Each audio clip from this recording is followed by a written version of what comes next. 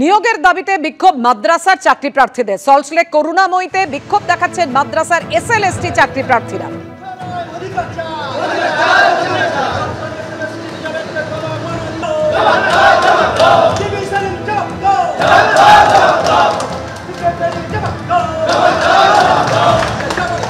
কথা বলবো, আমাদের সঙ্গে রয়েছেন আমাদের প্রতিনিধি সত্যজিৎ বৈদ্য। সরাসরি আমরা সেই ছবি দেখতে পাচ্ছি। সত্যজিৎ,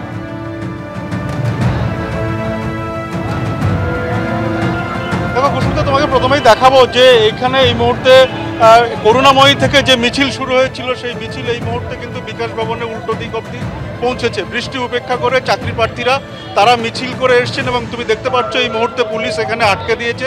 যদিও যারা চাকরি প্রার্থী বিক্ষোভকারী তাদের যেমনটা দাবি যে এই পর্যন্ত মিছিলের অনুমতি নেওয়া হয়েছিল এবং এরপর তারা স্মারকলিপি দেবেন। এবং এই যে বিক্ষোভ, এই যে প্রতিবাদ কর্মসূচি, সেখানে মূল দাবি হলো অবিলম্বে নিয়োগ করতে হবে। গত 3 বছর ধরে মাদ্রাসায় কোনো নিয়োগ নেই। 2023 সালে যারা পরীক্ষা দিয়েছিলেন তাদেরও এখনো পর্যন্ত নিয়োগ নেই এবং এই নিয়ে বারবার সরকারকে এবং বিকাশ ভবনে বারবার জানানোর পরেও কোনো সুরাহা হয়নি, যে কারণে ফের তারা পথে নেমেছেন।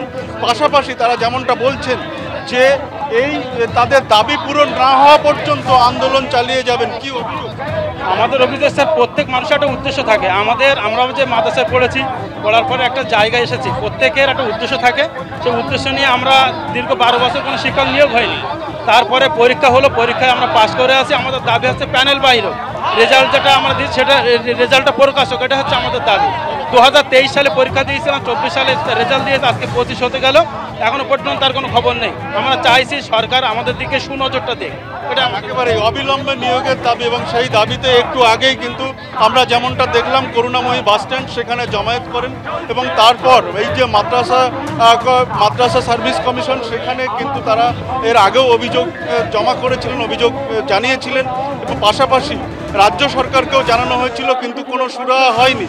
যে কারণে এই প্রতিবাদ কর্মসূচি আজকে বিকাশ ভবনে তারা স্মারকলিপি দেবেন এবং এই জন্য তারা কিন্তু বৃষ্টি উপেক্ষা করে এই মুহূর্তে মিছিল করে এসছেন। এবং যেমনটা দেখা যাচ্ছে যে বিকাশ ভবনে উল্টো দিকে তাদেরকে আটকে দেওয়া হয়েছে। যেমনটা অভিযোগ যে প্রায় 1 লাখের উপরে পরীক্ষার্থী তারা পাস করেছেন এবং 1700-এর উপরে, কিন্তু 17,000-এর উপরে শূন্য পদ রয়েছে এবং সেখানে নিয়োগ নেই। সেই নিয়োগের দাবিতে কিন্তু এই কর্মসূচি, এই যে প্রতিবাদ কর্মসূচি এবং অবিলম্বে এই নিয়োগ না হলে আগামীতে এভাবেই প্রতিবাদ চলবে, এমনটাই কিন্তু যারা বিক্ষোভকারী তাদের দাবি। কুসুমিতা। সত্যজিৎ, ধন্যবাদ।